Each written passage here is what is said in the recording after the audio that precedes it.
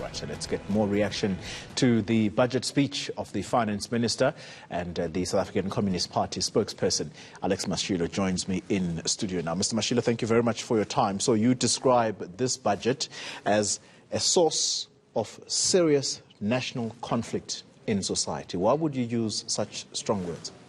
Because we have approximately 10.4 million people who are unemployed. Mm-hmm. And we are referring here to both active and discouraged work seekers. And in that context, you go for workers through the wage bill. And if you looked at the statistics, workers in the public service generally support an average family of about 7. Now, they would have made plans in their lives based on the collective bargaining agreement that the government has signed with them. It is a multi-year agreement, so those agreements move from about 2 to 3 years. So you have made your plans, you know that based on this agreement, my income is expected to grow by this much. And then here comes the budget that says, no, the income is not going to grow by that much, but in addition, we've got to cut the size of the public service and throw others into unemployment. So once you are doing that, you are inviting those affected to fight back.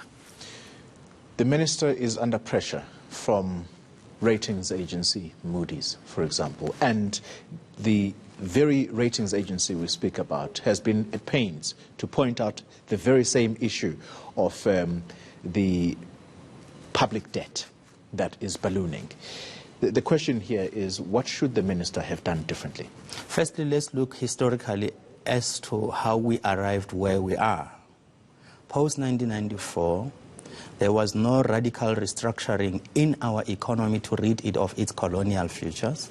We still depended largely on mineral extraction and export and income from the export of those minerals, which is why our economy, a fact he didn't mention when he presented the budget, grew by an average of about 5% in the mid-2000s. If you remember very well, during that period, there was a global commodity boom, right? It was a super cycle, so minerals were performing. According to a study by the IDC, even during that period, our economy didn't perform very well due to the fact of a lack of infrastructure sufficiently supporting the mining industry, and of course other problems in the mining sector.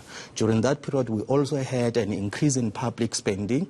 There was this announcement of the 2010 World Cup. There were roads construction, there were stadia, and so on. Massive amounts. So our economy was moving. Now, if you say our economy was growing during that particular period without taking us through, working with us to say, these are the reasons why we were growing. Now, following the 2008 crisis, the world economy plummeted.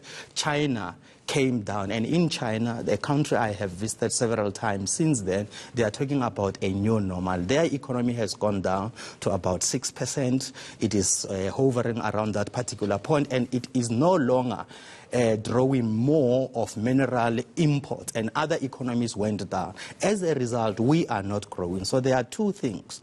Internally, we have adopted poor policies. Externally, there is a crisis environment. We are growing. This is the context. We are not growing. This is the context in which the budget was presented. Now, the minister has to choose. South Africa is a sovereign country. We've got democratic national sovereignty. You either listen to South African or you listen to foreign monopoly interests. If you do so, we are going to elections. South Africans elect the government. If you continue ignoring the pleas of South Africans in the context of these high levels of inequality, unemployment, and poverty, you are generating a fight back. Already in the country, there is this movement called this must shut down, this must shut down. Yes. You must look at that movement as responding or reacting to tough economic challenges on the ground. You've painted a very nice context in as far as the history of this country's economy. The question that faces us here and now is whether or not the budget presented is the kind of budget that will stave off a ratings downgrade, which will be detrimental to the growth of the very economy you speak about. But also importantly, how is the Ramaphosa administration meant to appease all sides. It's a catch-22. It's a catch in a way, but the president said something very important in the State of the Nation address on the 13th of February. He said that if you borrow for consumption and if you borrow from one financier in order to pay another, you are running into trouble. The state must appreciate that the neoliberal economics that plunged the world into crisis into 2008 was discredited. The state has a role to play in productive activity.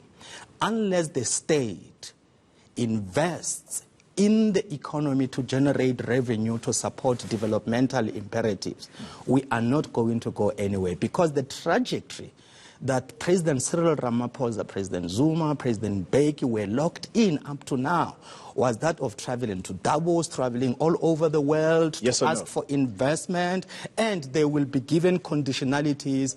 Foreign direct investment will not be growing. We're out of time, Mr. Mashilo. Yes or no? Is this an austerity budget?